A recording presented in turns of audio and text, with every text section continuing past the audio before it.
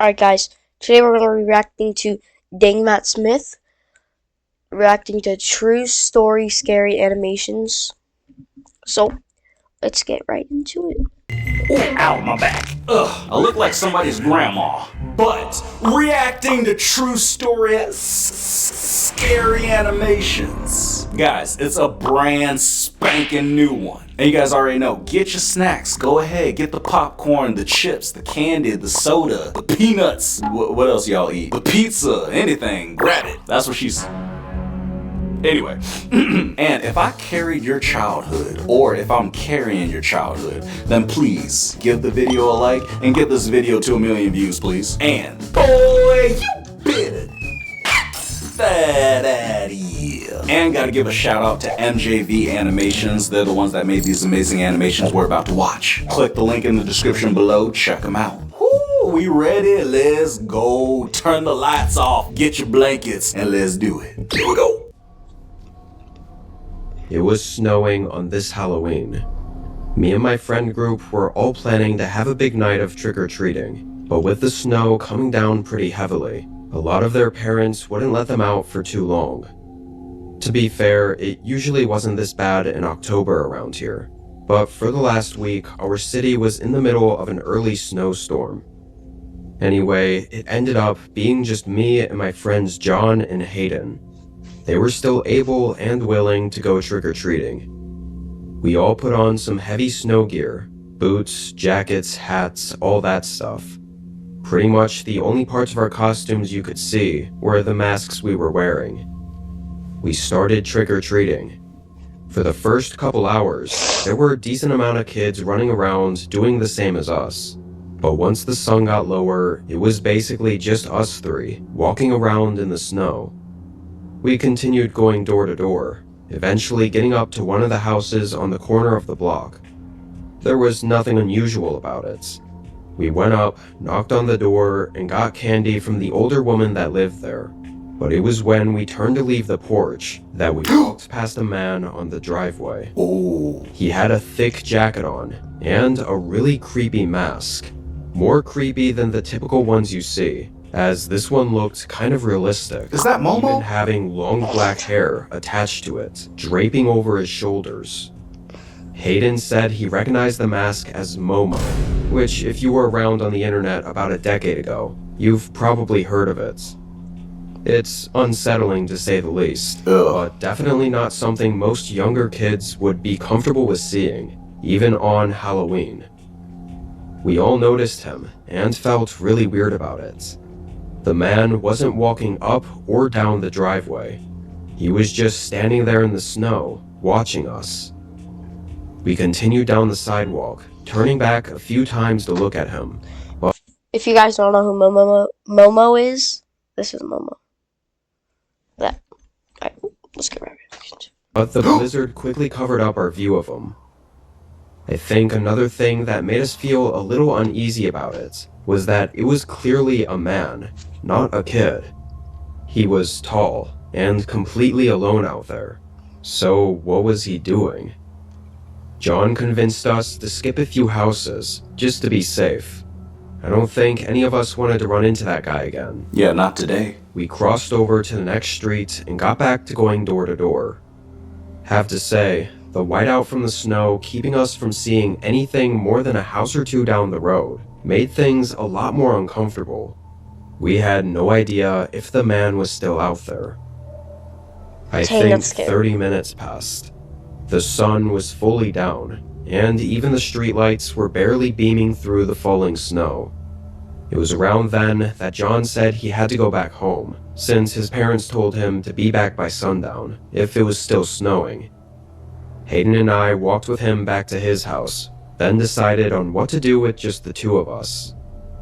I know it hadn't really been that long, but by this point, neither of us were thinking about that creepy man anymore. Ugh. He hadn't actually done anything, and we never saw him following us. Where's your bags of We had candy? no reason to keep thinking about it.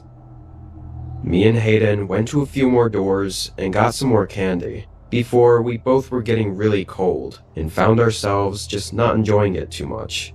So Hayden split ways and went back home, leaving me to head back to my house alone. No. It was about a 15-minute walk away, but in the snow, probably longer. Almost immediately, once it was just me out there, it hardly felt like Halloween. Snow covering every inch of the neighborhood, and nobody else walking around. Literally just me. Once I realized that, I started getting a little paranoid, looking all around and hoping to see another group of trick-or-treaters. But instead, I saw something else. On the other side of the street from the sidewalk I was on, there was a forest, and through the trees, someone was watching me. You're cooked!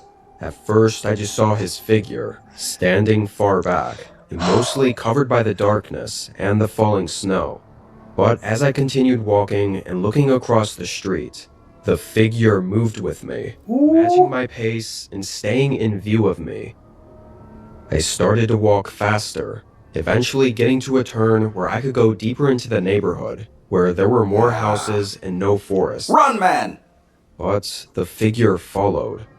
He walked out of the tree line, and when he passed under a streetlight, I saw that same disturbing mask with the long black hair. He must have followed us the entire time, waiting for one of us to be alone. I hurried, moving as fast as I could.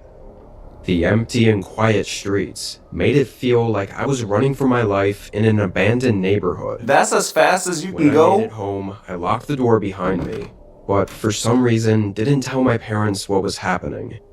I just went straight to my room. I guess I was scared to admit that I thought someone was actually following me, as if not admitting it would somehow make it not true. For a few minutes, I just sat on my bed and caught my breath, until the doorbell rang. Oh. I immediately felt a chill run through me. Oh, Don't he's crazy. answer I it! saw no one else outside You while I dummy. was running back home. I heard my parents talking, confused that any kids were still out trick-or-treating. My mom went and grabbed some of the candy that they'd already put away. Then she answered the door. As she did, I quietly walked around to the hallway, Heck looked no. down at who was at the door. My stomach dropped. It was the tall man in the mask, and although I couldn't see his eyes, Bro. I know he saw me at the back of the hallway.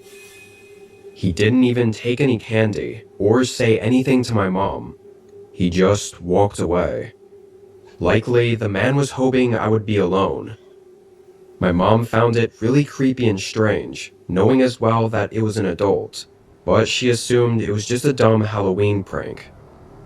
I never told her what really happened, or what that man was really trying to do that night. No! And that's why I don't trust people wearing masks. That boy was walking so slow, you should have been in a full sprint soon as you saw that Momo looking thing. No trick-or-treating for me, not today, Satan. Okay, don't go anywhere. Watch another one with me, please. Let's check it out. Here we go! The Autumn Festival was definitely something our town lived for. One night a year when Main Street didn't feel like an actual ghost town. The courthouse steps glowed underneath orange string lights. The smell of cider hung in the air, and every shop front had pumpkins propped up in the windows, scarecrows left and right. You could almost trick yourself into thinking that we were part of some postcard perfect New England hamlet, instead of a place where the Dairy Queen had gone under. Dairy Queen? Once, but twice. I was stuck running the ring toss booth with 3 of my friends, our quote-unquote volunteer hours for National Honor Society. Mostly, it meant leaning up against the counter, heckling kids who couldn't throw a plastic ring over a 2-liter bottle. The prizes were dollar store junk, but the little ones went wild for them. I pretended to care because, well, that's what you do when you're 17 and don't want to look like a complete waste of space. The street was crowded, families with strollers, couples with styrofoam bowls of chili, the marching band hammering out some screechy version of Sweet Caroline. Booths and vendors lined up on both sides of the road. Cotton candy, face painting, raffle tickets for a quilt made by the Methodist ladies. Yeah. Above it all, paper lanterns bobbed in the cool October wind. For a while, it was all background noise, the normal. And then I took notice of something. 2 men, Why'd that lady have no face? That's weird. I guess they could have been kids, coming down the sidewalk in stiff lockstep. Both wore these crude paper mache masks, which were uncommon. Bulbous noses, lopsided grins, paint smeared on like clown makeup. Heck no. At first I assumed it had to be part of the festival, right? But nobody else's costume matched up with these guys. They stood out in a way that made me feel very uncomfortable. They're really tall as well, eerily so. Even from across the street where I stood, I could tell something was off about their arms. The way they swung low was hands almost dangling to their knees. Their bodies were narrow, compressed, like somebody had stretched them from head to toe. I immediately felt the hair on my neck stand up, though I couldn't have told you why. You have hair on your neck? When I told this story to a college friend, he told me that I experienced the uncanny valley effect. A woman and child passed by our booth right then, a mom with tired eyes holding her daughter's hand. The girl was carrying a candy apple bigger than her fist, red glaze catching the lamplight. She laughed, tugging at her mom to stop near the petting zoo. Normal, ordinary, safe. Sorry guys, it's an ad. This is what Free Palestine means to Hamas. What the American experience is all about. The masked men slowed as they passed, their crude grins frozen on us now. Nobody else seemed to notice, just me standing there with the ring in my hand, my throat now gone dry. Something about them pressed on me, but my instincts were telling me to run. My buddy next to me laughed, said they looked like scarecrows on stilts, but I kept watching until they disappeared off into the crowd. Okay, I'm imagining things, it's Halloween, whatever I'm doing, it's all in my head. Seeing them melt off with normal people was a huge relief. Actually, as it meant, well, they were probably normal, just leaning hard into the whole Halloween vibe, The band took a break and the PA whined. People were drifting toward chili and cider, and we kept the rings moving and the line honest. The mother and the girl came back over. The girl's candy apple was half eaten, red chips of sugar stuck to her fist. They crossed the alley between the barber shop and the antique place. A string of lights sagged above it. Half the bulbs were dead, so they were caught in some kind of darkness.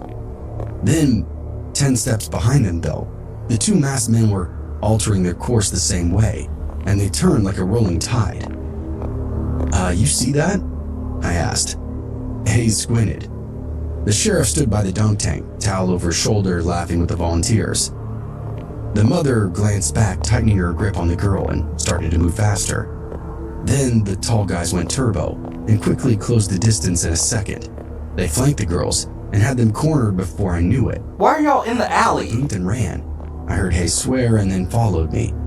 It smelled like candy and popcorn, which was comforting in the moment, but my body was running on pure adrenaline. It was this really weird contrast in the moment. They had the woman up against the wall, her arm across the child, one man leaning up close. When I got closer, the mask wasn't this sloppily crafted thing. It was smooth and chalky, hairline cracks spidering that painted grin. Not a single inch of skin was exposed anywhere, despite all the long, creepy limbs. "Hey, back off," I said. Oh. They ignored me. The second man shifted so he could block the view. Hayes quickly grabbed up a folding chair and made like he was going to take a swing. One of the creeps turned around, but really only turning his head all the way around, almost like an owl would. And I couldn't believe what I was watching. Hayes then swung for real, wrestler, no-nonsense kid. Smack him with the chair. The mask like powder. Under it was the same paste, impacted now, like that's what his face was actually made of. Oh. I hooked the girls and hauled off. They folded into me, heavy with fear. The man's hand slid off the mother's shoulders and left this gray smear on her blouse. The guy blocking us snapped this long arm at Hayes and caught his wrist. I heard Hayes scream. The elbow flexed and hyperextended, whatever you called it, and Hayes was reeling with pain. I kicked the man's shin, and I fully blasted him. I heard him grunt and he let Hayes go. Then all of us retreated back to that ring toss booth. We pushed back into Maine. The crowd turned toward the noise now. A dad in a ball cap ran up with his hands balled up. A vendor grabbed this little ladle like a weapon. Our principal then charged through, palms out, barking orders. Soon, a little posse of defenders had formed and started to circle those two guys. The tall men moved in these short, rapid steps that ate up the distance quickly. It was almost like watching crabs walk. One of them hit the deputy and sprinted over from the dunk tank. Ow. He knocked the officer into the bushes and then jumped on top of him, blows raining down. Dang. I was closest. I started to move in, which ended up being a big mistake. The second tall man slapped me in the ribs unbelievably hard. I can't even explain how. Pain then flared up and I doubled over.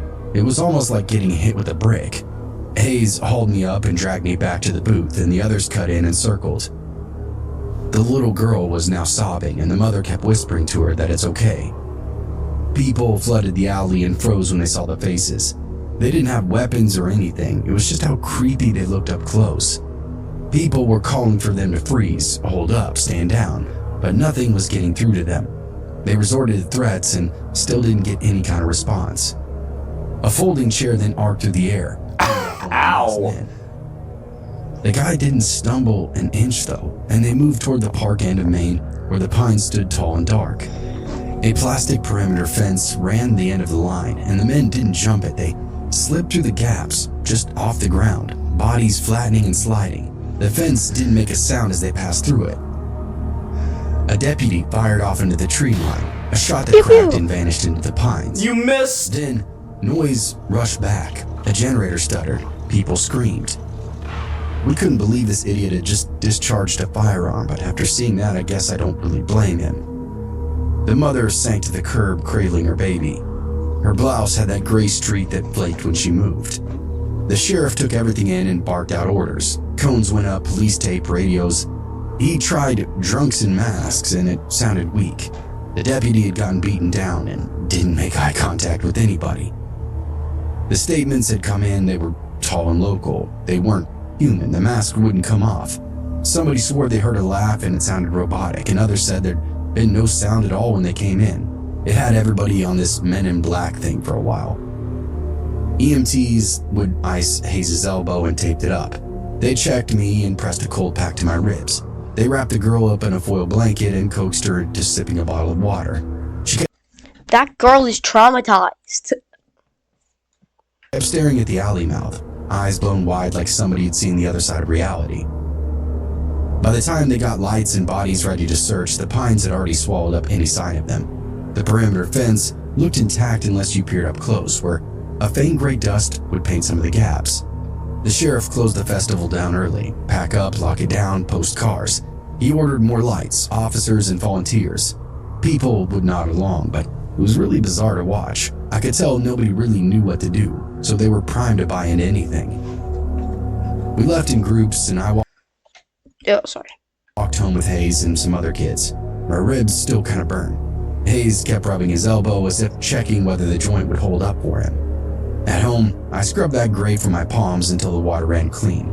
There was a weird chalky smell everywhere that they touched me. To my knowledge, nobody ever saw them again. The town added patrols and light. The festival committee bought metal detectors. Nobody really knew why. The alley got a no loitering sign.